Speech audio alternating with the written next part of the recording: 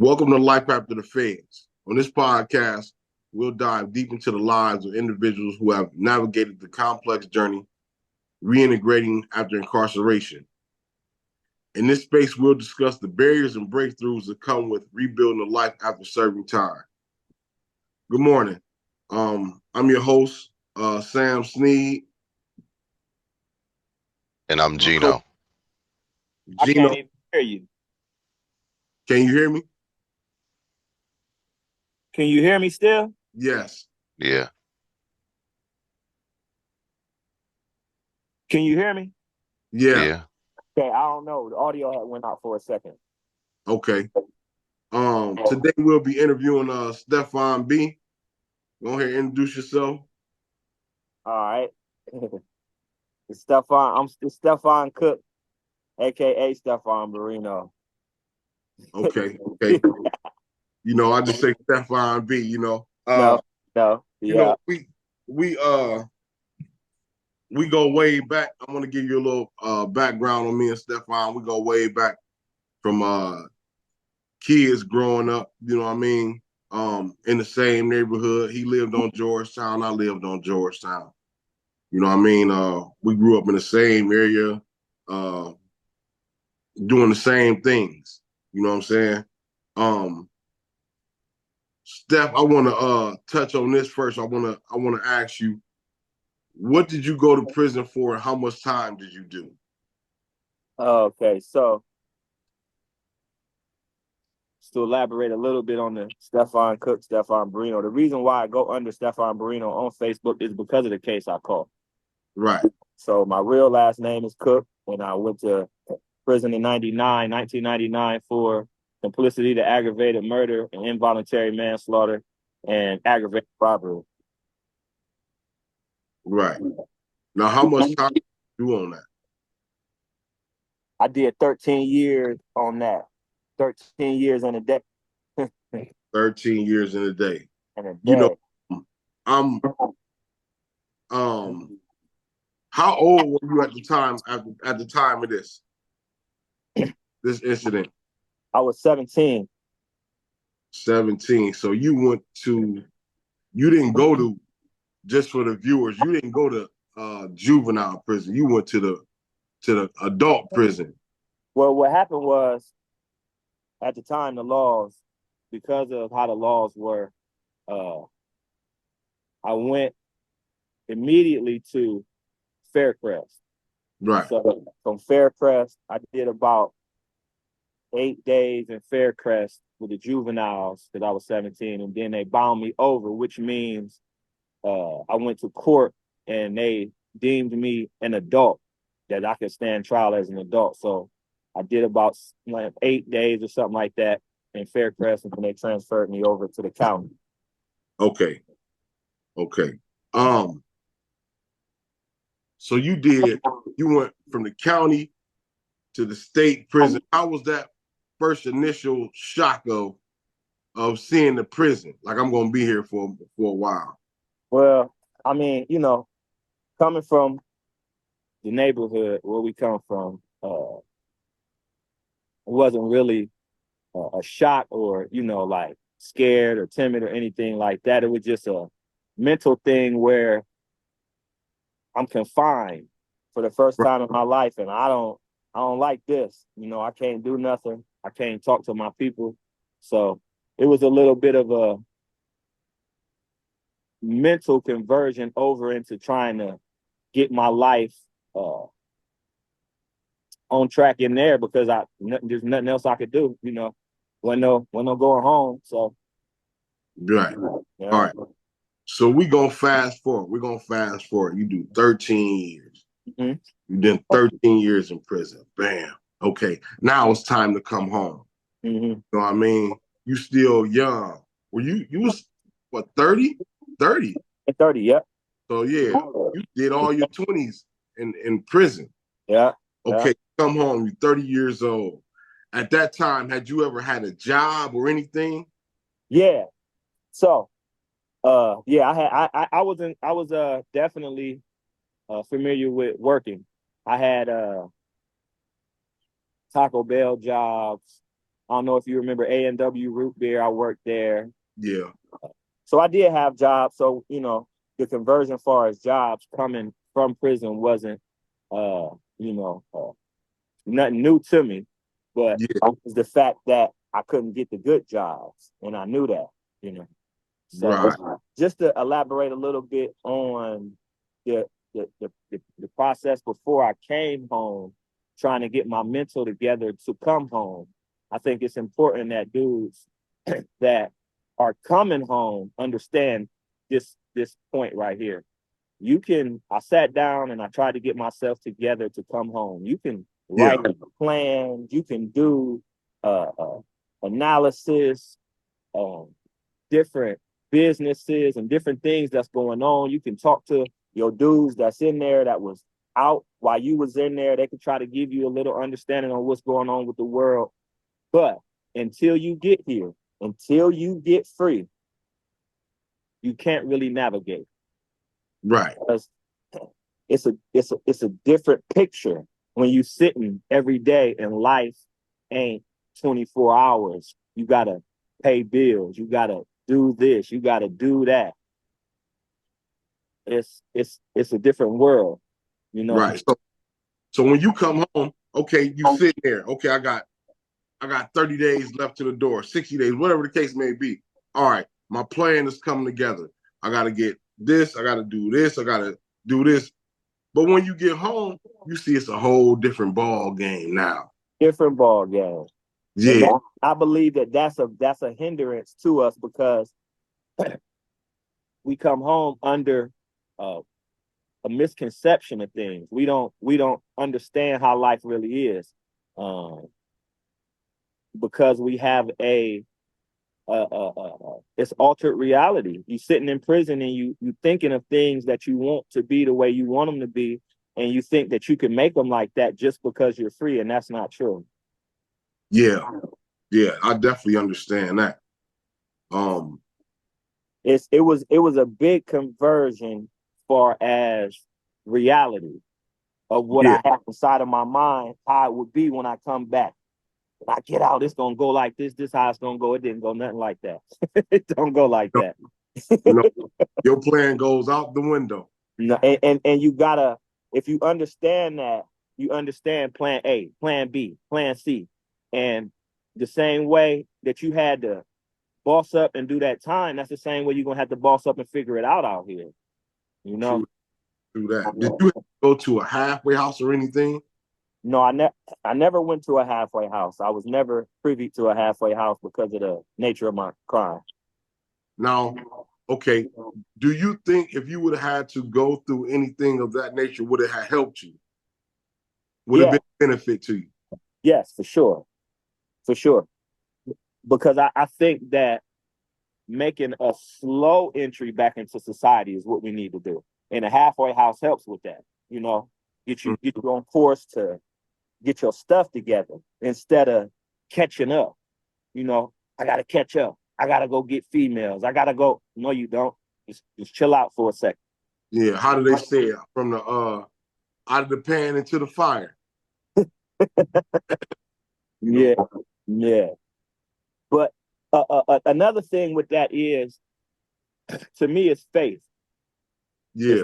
It's a lot of different faiths, but to have a discipline in a faith, that definitely helped me. Yes. That's how I see it. Mm-hmm. What was your, what, I know it's hard to bring them back, but what was your emotions like when you was like, okay, I'm free now. I'm home now. Well, I would say I was actually like in a daze. For real. I'm gonna say that because I didn't think I ain't think I was gonna go home, Mm-hmm. So Just from prison, like yeah, I definitely understand, but I wanna get it for the viewers. You know what I'm saying? Like when you in prison, and in certain prisons, you know what I'm saying, you in survival mode. You know what I'm saying? You got to do whatever you got to do to survive. is Mhm. eaten or you know what I'm saying, be ate, well, however they say it. You feel me? So Yeah. I'm saying, so you had a concept like maybe I might not make it during this time. Because 13 Oh, is a long time. yeah, yeah, definitely. Because I mean, like I say, but just coming from where we're from, the mentality and the mind state. So Yeah. there was a lot of situations when I was in there that yeah, it was situations, Yeah. where just a little bit of one situation where you thinking you bad from whatever side of town you from, and you think you tough, but they play by different rules in different places. So I Right. had an encounter with that where I was going to fight and they was coming with knives. Right. So Yeah. I had situations where people told me, "Hey, I'll take your life in here." I Yeah. need, you know, But some of them guys ain't coming home. They're never coming home. So they ain't got to look. never. And I went in reckless with the mentality that where I'm from, with what? And they Yeah. was what? I'll show you Right. how to do something. Yeah. So just those learning experiences kind of prepared me for when I did come home to understand, it's real, it's life. Yeah. I mean, navigate right and be happy that that you got a second chance. Definitely. Definitely. Mm. And that's big, because life is not over. And I'll continue to say this. Once you get out of prison, or if you're going to prison and you're on your way out of that situation, your life is not over with. You know, it's not, it's a new beginning. Now you could change. You seen your faults. You had a chance to sit down, see your faults, what direction you want to go in. Like you say, the plan may not go in effect, but the direction don't never change. Right, You know what I'm exactly. saying? The Yeah, plan may change, but the direction is not going to change. yeah. So okay, you at home now. What was your biggest support system like coming from out of prison? Well, my biggest support was even in there came from my mother, my grandmother, right? So it's funny how people they'll like discredit friends, your homies, your street homies ain't gonna do nothing for you. This, how they do. Yeah, Leave you for dead. Some did, right. but when I touched down, I can't take nothing from Exactly. individuals that came through. Right. So when I came home, it was like my mom got me some stuff, my grandma got me some stuff, and you know how it be. You need everything. You need new everything. Right. But one of the homies came through and got me all the way together. I mean, I'm talking about all the way together, Yeah. clothes, money, shoes, everything. So, I don't want to take nothing from solid people that are still in the neighborhood because it is. Right. It is, and they understand what you went through, because they may Yeah. have been through it. Right. And that's the beautiful thing that you got support like that. I hear the same narrative, but it's individuals. Is each individual is different. Collectively, collectively, you know, um, collectively, they might not all be the same, but you got some great individuals. It's good to hear that you had people like that in your corner was ready to, you know, help you out, give you direction. What was your first job when you came home from prison? My first job when I came home from prison it was at Kimball. I worked on the late night doing Kimball the garbage. Mm-hmm. I hated it. Hated it, huh? I hated it. I did it, but I hated it. I worked third shift, you know. Yeah, I hated it. But once again, you know, you coming from prison, a job is a job. Right. I'm getting some money. So that was the cool part about that. Just being able to make my own money. You know what I'm saying? Instead of having to depend on people sending money in or the little hustle I had in there. So, and that's a big thing too. When you switch over and convert over from a prison money mind state, you know, our finances is, dealt with. It's a little hard. Yeah. That conversion, money management is a big thing coming out of prison. How to manage your finances. Yeah. So I know you big. I know you big spiritually also. You know, I know your faith is very strong with God. Um, I see you. I see you. You know what I'm saying? Doing your thing also. You actually um have a business. Tell us a little bit about the business that you're doing now. Okay, so the business that I'm doing now is Messiah Enterprises. I basically I run a couple different businesses under Messiah Enterprises. I got merchandise. I have clothes. This is a vision that I had in prison. So this is one of my shirts. This is one of the newer ones that I've been doing. But these these types of things is came from prison with me, in my mind. Right. So I came home and I was able to put it together, you know, which is a blessing because you sit behind those bars and you have a lot of things in your mind that you want to do. Sometimes you get to accomplish them. Sometimes, some of the stuff it don't work right. But this right here has been able to work for me as far as promoting it, you know, uh, being able to get it out, get it off of my mind and on to, into reality. You know what I'm saying? So, yeah, that's what I got going on right now. I run everything under Messiah Enterprises. Okay. Of course, I do the interviews. Yeah. But yeah, Tell us. Okay, you do the interviews. I was gonna speak on that. Gino, Yeah, this was the I'm here. this was the guy who gave us the first interview. Gave me the first interview so we can get our platform out there. Yeah. Okay. So he does. He Yes, does. indeed. Um, like I said, tell us a little bit more about the other enterprise that you got, the other business that you got up under this umbrella.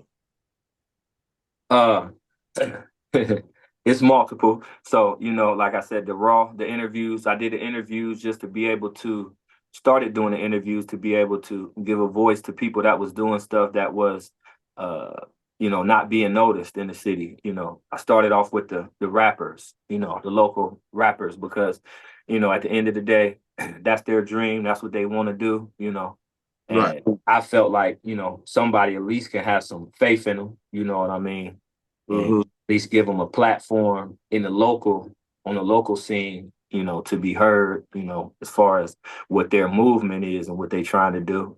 So I went from just doing the local rappers to doing business owners. Uh, I think that the local business owners, what they go through on a day-to-day basis needs to be known by younger entrepreneurs that's coming up, especially if we're gonna build as a community, So I just try to contribute somehow, some way back to the community, even though I'm not up at all, but still got to do what you got to do. Right. Right. You know, it's big around, big around there in our community, as in we're helping guys, younger guys or inexperienced guys. You know, we don't have a lot of mentors that Right. come from. We definitely need more. And there are some that I know and they're doing a good job. And I try to share their posts and share their stuff, you know what I mean, to get the word out about these guys that are, doing good for the youth. Because like we talked about, I was 17. So I understand not being able to have a chance for my brain to develop to the point to where I can actually weigh right from wrong, you know. Yeah. Before I went. So I think that it's a very good thing to, whatever you got going on, try to do something for them, you know, give them a good word some way, you know what I mean, so they can see something. I told myself I'm gonna put I got invested in gold chains, and some people say it's, you know, waste of money, goofy. I'm trying to keep up or be cool. No, what I feel like I'm doing is, when a young man sees all that gold around my neck and he stops and he double takes or triple take, and I say, yeah, brother, get you a JOB. Right on. That's where this came from. Yeah. No. Right. And I have had the opportunity to do that multiple times, you know, and let them, oh, I like them change. Yeah, you need a job. That's how I got these, you know. So you see the dope boy with his chains on, you know, I'm the anti that. That ain't how you ain't gotta do that. Working man. Yeah, you gotta do that. Yeah. And my goal is shining, it shine brighter than that, because it was worked for. Mm-hmm. See what I'm saying? You had to put in the work for that. You gotta work. Yeah. Yeah. It ain't overnight, you know. Mm-hmm. Quick question. Okay. You said you was 17. We're gonna go back. What would you tell your younger self? Woo. What would you tell your younger self? Like, yo. I would probably tell my younger self to think. Probably just tell myself to think. Yeah. Just think and be aware, you know. Yeah, Yeah. that's what I would. Yeah, because I lost a lot not thinking, you know, just doing, just reacting, you know. So Right. I try to teach. You know, that's what I'm trying to teach my kids, to think. You know, Mm-hmm. that's what's going on. Yeah. So let me ask you this. You 17. So you don't have any children at this time going. Nope. So you got children now.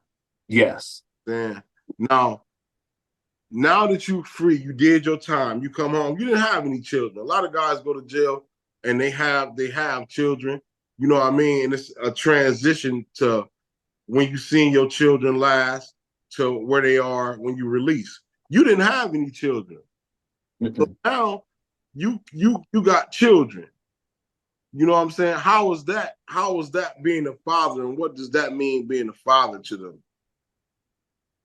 Well, I know I'm gonna say that I had a desire to have children the whole time I was in there, you know. Yeah. So when I was actually able to, you know, have kids, I just felt like I wanted to do a better job than any parent I ever knew, you know, my parents, anybody else's parents. I'm like, I got the opportunity now to actually be a parent. I'm gonna just do the best job I can, you know.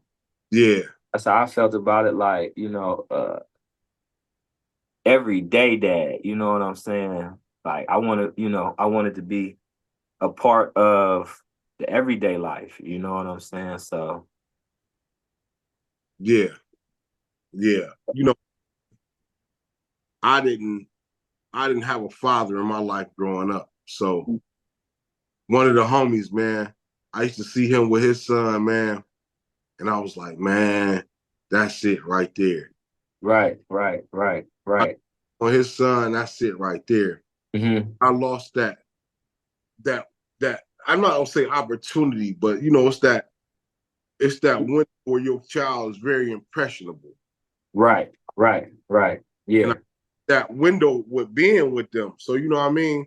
It's kind of like now that for you have that time frame to where you can be with your kids. All that's behind you. Right. They the relationship with their children never repair after Mm. separation. You know, it's still love. Yeah. hey, why did you go away? They feel like you went away. Mm-hmm. Mm-hmm. But I'm very glad to hear, you know what I'm saying, that you enjoying being a father, man. I'm proud of you, man. I see you, dog. I see, Right. see you, I dog. appreciate it. I congratulate you on everything you do. You know, Definitely appreciate it. we were blessed enough to be on the scene for the 1,000 Youth March. Right. These guys put together, man. It was an Mm-hmm. event, man. I'm very proud of them. Yeah. Hopefully one day we can go ahead and you know, I would like to go back to the Fair Cresses and the Indian Rivers and, you know what I'm saying, speak to guys. I know it'll be hard, but you know, just to give back. What would you like to give back to where you're at right now? Like, Hmm. I want to give back to the youth right now. Okay, so me and you have been talking about, just our section, you know what I mean, and the programs and things that's going on the Northeast, I would really, really like to get involved, with any type of programs that help the youth and the adults in our section, however that may work out, whether it be uh, through the votes, you know what I'm trying to say? So however that may be, but yeah, I think that it's a big problem going on our side of town with outreach, you know. There's one thing, it's like this. So there's one thing to uh make programs, to try to help the youth or just people in general, but then there is another thing to actually know the problems that's going on, and get in there and try to actually help instead of forming a program for them to have to come and go through your hoops. I don't Right. think that's what's up. If these people out here need help in these areas, get out here and help them. Yeah. So, and Go ahead. I'm sorry. that's to me, that's for, as far as the council people, the churches, you feel what I'm saying? Like at the, we need help. We need help. Okay, so if I was 17 and went to prison, right, for crimes that I did commit and that I did my time for, and I come home and I have to uh, fight for uh, my right to be able to have a paying job to support my family. So I got to come home and I got to fight for that. Why aren't there any type of programs that help me? Because what do you want me to come back into society to be? A monster? Or you want me to come back and you want me to be a productive member of society? Right. So I had in mind, a lot of different things. I have in mind, like I talked to you about, we need to, guys that's coming from prison, they need shoes. They need clothes. They need hygiene. You got guys that's coming from prison that they need rides to go see their family. They got older loved ones that need help, and they coming home. They like, hey, I got to help my people. They can't get around to do nothing. And then they fighting through the system to be able to go get a job. And be able to actually make a living, and you can't do that. And we know that. So, on our side of town, I think, especially with how many people that we have going in and out continually for how many years now, Mm-hmm. I know young guys from our side of town that just got locked up. You know what I'm saying? So what? That was 1999 when I got locked up. The cycle was continuing. Yeah. Yeah. I want to do this right now while we're here. I'm gonna be your first endorsement for councilman of the Canton, Ohio. Right? Got your back, dog. If you're not gonna do it, you're gonna make me come back and do it. We just need to just do it together, man. Hey, whoever the best, let's go. The best man win. I got you, dog. You go ahead. Because if we at least we'll know that some of the things that we understand Right. can actually get attention. You know what I'm saying? Like, I see you with your son all the time. I see you posting with your son. You with your family. So I think that in my mind, they need to be reaching out to us. Yeah. I Yeah. mean, not why not? You know, reach out to you about your show. You know, we got there are people that can assist and help. Now, just to go back a little bit, I don't know if you knew this, but I had a series of plays that I did for Right. the community. Yeah. No, so the community supported these plays. You know what I mean? So what I'm trying to say is, in that manner, they need to support our moves. Right. Exactly. You know, it's like you said, they're not going to understand the trenches like we're going to understand the trenches because we've been in them trenches with them people. You know, you get these the older generation, you know, and kind of frown their nose up at things, but people just want to, you know what I'm saying, have things to do around the community. You know, and I congratulate you on your plays and stuff. I really wish I could have been a part of that at that time. But going into the future, whenever you need me, just let me know, man. I'm there. Oh, sure, for sure. But during that time, I did talk to and bump shoulders with a lot of the people that are influential in the city and you know, do things, you know, and these are good people. You know what I mean? Like, they came out and supported. You know, a lot of people be like, the city won't support. Yeah, they did. They supported me. You know what I mean? But the thing about it is, you have to support the move. You know what I mean? The full move, because it's not just me. It's you. It's another brother. It's another brother. And let us in the door, because we know somebody that needs to be talked to, because they want to go rob some banks. They need to talk to me. Yeah. I need to be able to, you know, somehow my influence needs, because if it's a female that can't understand, you see what I'm saying? That type of mind state, how can she help? She's gonna have to go get a mail to say, hey, what is he talking about? What's going on with him? So if we're gonna help each other, we need the right people to help. Yes. Yes. And this is what I was trying to explain to my wife. We were talking about some kids in the neighborhood, you know what I'm saying? And I said, them kids is like I was. They risk. I see where they at. I see where they're at right now. You know, and I mean, I don't know the kids. They play around here, but I don't know them intimately where I can pull their coat. You see what I'm saying? But I see a lot in them. You know what I mean? So coming back to the community, I always love to come back to the hood and you know what I'm saying? Give what I can give on a positive note. You know what I'm saying? We did so much negative that I want to get back the positive note. Like, listen, that was me. You know what I'm saying? I did things out of necessity. But as I got older, the time I did, hey, listen, I got some knowledge. You know what I'm saying? I got some game to spill on you. You know what I'm saying? Even though I don't know what you do, it's gonna be how you do it. Yeah. Everything is a stepping stone. We didn't have the guidance. You know what I mean? So hopefully we can put this out here. Like, we don't want to give anybody any negative information. It's always want to be positive.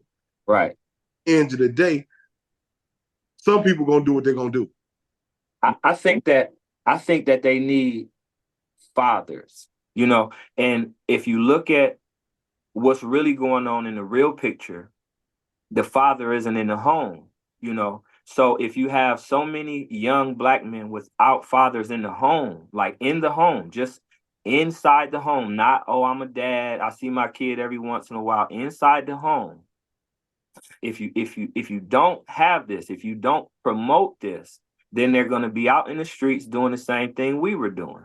It's you know, so like I said, you can come with different programs to try to pacify. They need fathers. They need men in the community that understand what's going on and aren't squeamish about what they're talking about. You know, I see a lot of older people. They want to block off because they say, oh, they're just filthy. No, you're gonna have to understand what they're doing. You got to understand why they're doing what they're doing. You know what I mean?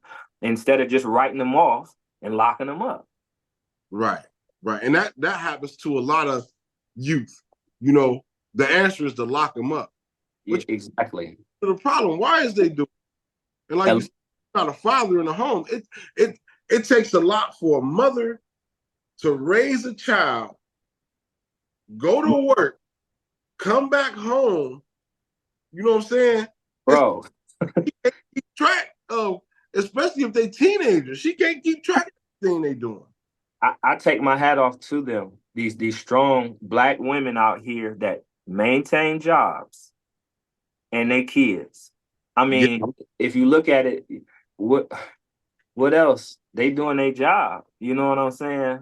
So that's why I say they need fathers. These children need fathers to discipline them and let them know when they wrong. You know what I mean? And congratulate them when they right. You know what I mean? Build them up. Yes. Instead of letting social media, letting music raise them, you know, because that's where they're getting a lot of their thoughts and a lot of their actions is coming from something that they heard in a song or something that they seen on TV.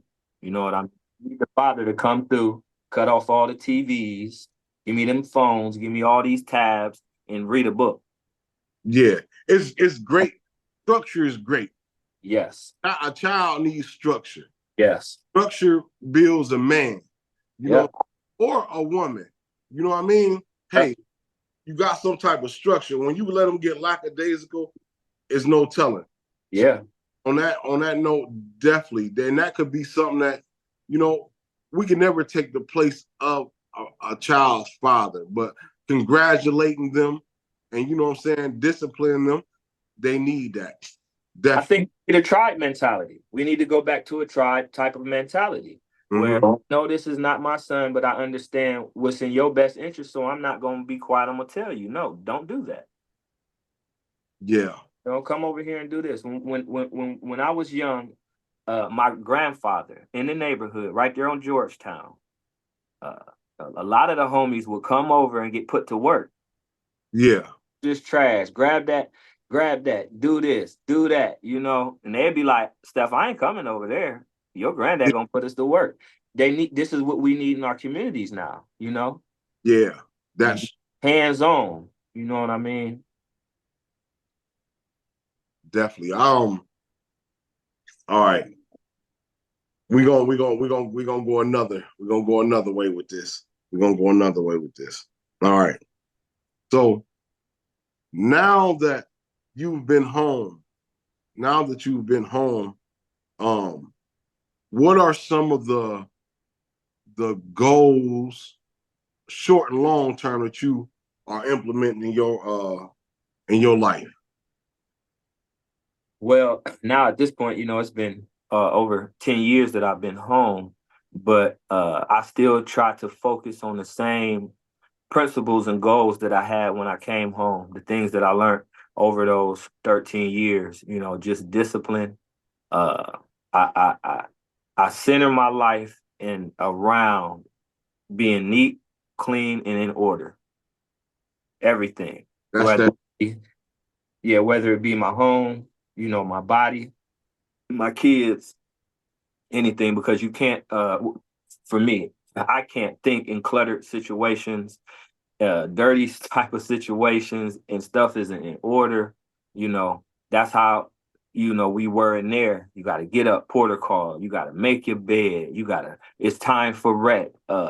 It's time for lunch. So you keeping time, you know, you keeping track of time. So I just kept them same principles when I came home. I'm going to keep track of everything. I'm going to be neat and clean. No, you ain't going to have to tell me to clean nothing up, pick nothing up, do none of that. I'm going to do all of that so that I can keep a clear mind and try to see what I need to do for the future. That's that structure again. Yeah. That's that structure. Okay. So it's been over 10 years. Mm. What years? You know? So what are some of the, okay, you got your entity now. What are some other things that you want to accomplish? Right now, I'm really focusing on being able to help. Uh, it's a couple different things that I have in mind that I want to put out as far as broadcast, but I want to be able to really help uh, young men. I want to help them, and I want to help. Uh, I actually also want to help women with uh, clearer thinking, more precise thought, understanding, knowledge, wisdom. That's what I've been focusing on. Finances, I ain't been focusing on that. I've been focusing on the mental part of life because I don't believe that you can. What you gonna do on the sick bed with all that money? Mm-hmm. So you need to understand. You need to know some things. You know, Yeah. mentally healthy, physically healthy. Those are the type of things I'm focusing on right now. So any kind of uh program or anything that has to do with that, any kind of interview, just like this, Right. all my energy is focused on giving out positive energy at this point. Right. So if someone wanted to reach you, maybe for an interview or clothing, how would they get in touch with you? I can be reached on Instagram, Pretty the Prophet, or Facebook at Stephon Barino. Yep, I can be reached at anything. But like I say, right now, I don't have any projects or anything going on. I'm focusing more on just giving out positive energy to people that need me. Same thing I told you. You need me, call me. Let's do it. Oh, I make time for people, right now. I feel like that's what God wants me to do. You know what I mean? Give positive energy to people. You got something going on. How can I help? How can I be assistance to what you got going on? So Yeah. yeah. we that I we got. both go ahead. No, I was just saying with some of the knowledge that I have, if you need it, any kind of, like I tell him all the time, anything I know, call me, reach out to me, So that's basically, I'm just making time for people right now. Yeah. Well, we both want to support you in that endeavor for sure.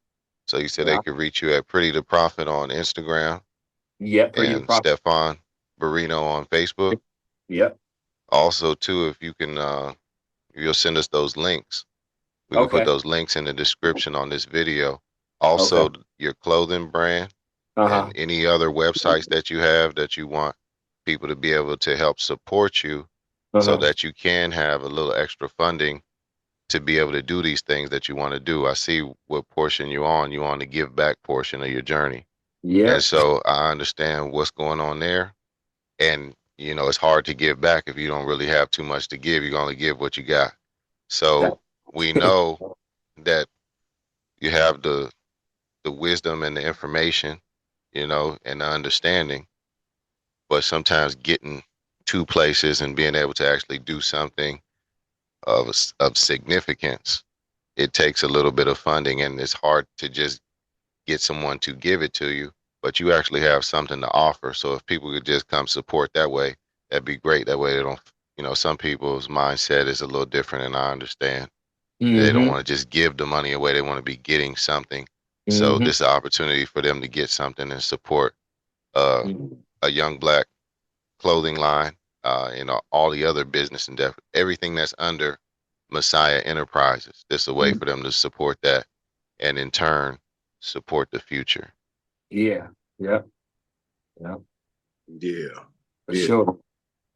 Um, in the near future, man, I want to try to do like a little round table, man, with just like-minded individuals from different areas. You know what I mean? I would love for you to sit in on it, man, with us, and Yeah. just have a conversation.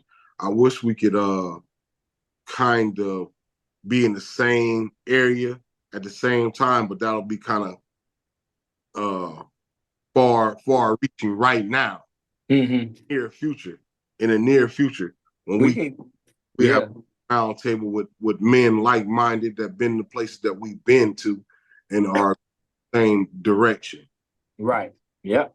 Put our plans together and formulate that. Mm-hmm. But I Yep. really We appreciate, need each other. We do. yeah, I really appreciate you coming on this platform and giving out this information. Please make sure you send me them links so I can add them to the Okay. add them to the description, man. And we appreciate you, man. Thank you. I appreciate y'all. I really do. Yeah. Yeah. Love. You want to add anything before we get out of here? No, I just appreciate you. I definitely support everything you got going on. You already know that. Anytime you need me, hit me up. I just want to work, I got you, family. I got you, family. Yeah, for Yep. sure. All right. Yeah.